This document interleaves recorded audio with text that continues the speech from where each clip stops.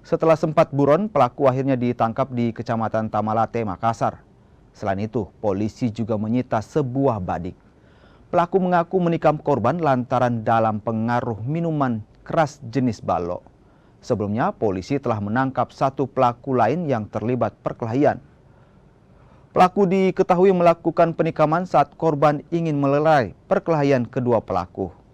Nyawa korban pun tak dapat diselamatkan meski sempat dibawa ke rumah sakit. Kurang lebih jam 01.00 telah terjadi pengeroyokan dan atau pembunuhan, sehingga yang mengakibatkan ada korban meninggal dunia.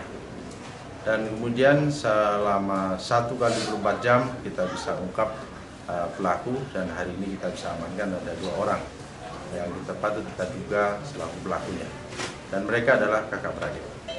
Ini kronologi sampai terjadi penikaman seperti bagaimana itu? Ya, nanti kita lihat proses pemeriksaan karena sekarang baru kita tangkap dan kita akan lakukan pengembangan. Awalnya